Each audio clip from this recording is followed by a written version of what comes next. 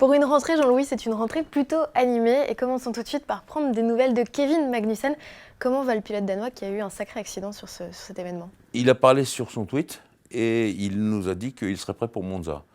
Au départ, j'ai cru à une grosse foulure et peut-être même une fracture de la cheville, mais je le voyais quand même de temps en temps appuyer un peu le pied par terre et je me suis dit, bon, ça va être dur, mais ça va marcher. Et bon, il a l'air d'avoir repris du poil de la bête puisqu'il a quitté l'hôpital tout de suite, mais enfin, on l'a quand même emmené par sécurité parce que de toute façon, après un carton pareil, il vaut mieux vérifier un peu tout le bonhomme. Alors c'est Nico Rosberg qui remporte cette manche.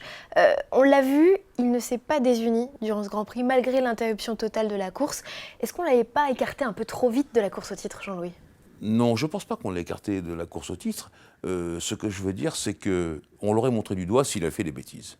Mais là, c'est du Rosberg pur, il n'y a pas de pression, et donc il montre son talent, comment il sait conduire, Hamilton était loin encore, comment il sait se débrouiller, gérer une course, du vrai Rosberg. Et là, on peut dire qu'il a rendu une copie parfaite, il n'y a rien à dire d'autre, et il marque les points qu'il fallait. Bien sûr qu'il a été surpris par Hamilton, et la remontée d'Hamilton, mais ça c'est une autre histoire. Alors justement, cette remontée d'Hamilton, parti 21e sur la grille, il avait 55 places de pénalité ou quelque chose comme ça, enfin insensé, il finit 3e, comme quoi Hamilton est toujours là, quoi qu'il arrive. Oui, il est toujours là, ça c'est vrai. Il pensait très sincèrement terminer dans les 6-7e, parce que Spa c'est quand même un circuit difficile. Il a été aidé par les circonstances, il faut dire les choses comme elles sont. Hein.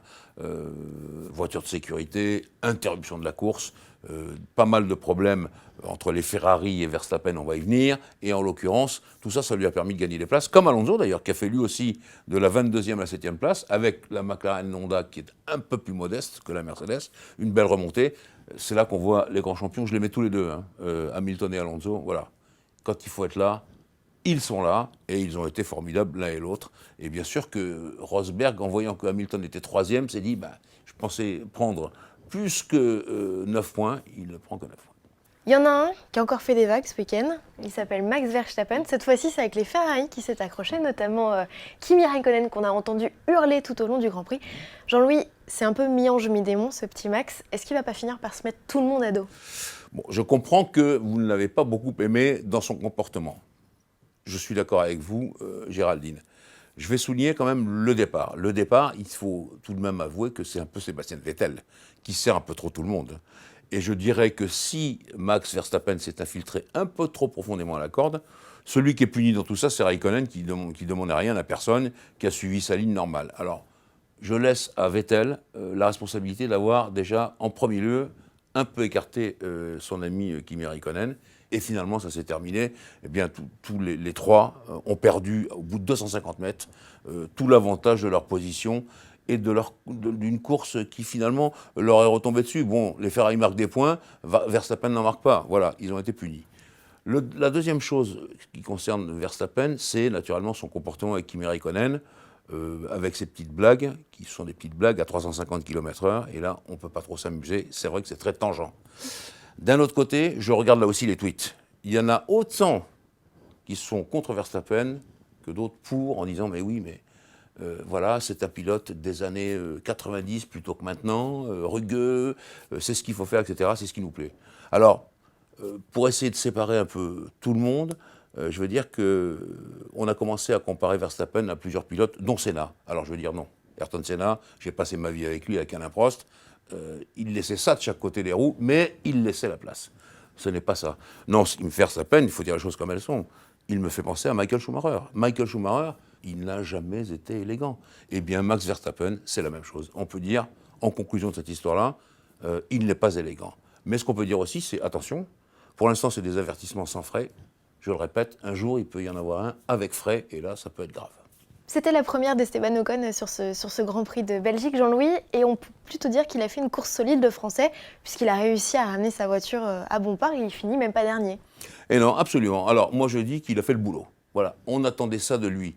Il est jeté dans un Grand Prix en plein milieu de la saison, sur une voiture plutôt modeste.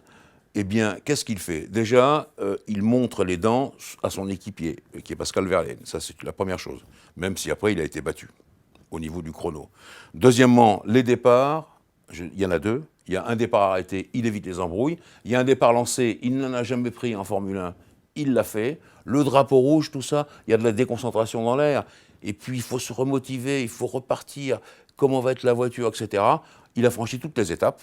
Donc, je pense qu'on peut l'attendre pour plus important encore dans les résultats. Il a fait le boulot, je le répète, et je suis content qu'il l'ait fait. C'est comme ça qu'on l'attendait. Et il a parfaitement rempli son rôle. Bon, Jean-Louis, dernière question. Est-ce qu'on en parle de Force India qui passe devant Williams au classement quand même? C'est pas rien. Ben non, c'est pas rien, surtout que on peut dire une chose, c'est que c'est un moteur égal. Et que les Williams réputés très rapides auraient dû normalement figurer devant encore. Et on voit que les Force India, hein, toutes les deux un moteur Mercedes, Hülkenberg, Pérez, eh bien, se débrouillent parfaitement sur ce circuit, avec un point positif pour les deux pilotes, ils savent ménager leurs pneus, sur un circuit qui n'est pas fondamentalement abrasif, mais qui naturellement demande beaucoup aux gommes en tenue latérale, parce qu'il y a des courbes qu'on passe quand même à 300 à l'heure ou 250 à l'heure, et ça c'est vite. Et là je crois que c'est la différence des pilotes qui a fait que ces Force India Mercedes sont là, et je pense que ça va continuer parce qu'on arrive maintenant vers des circuits très rapides.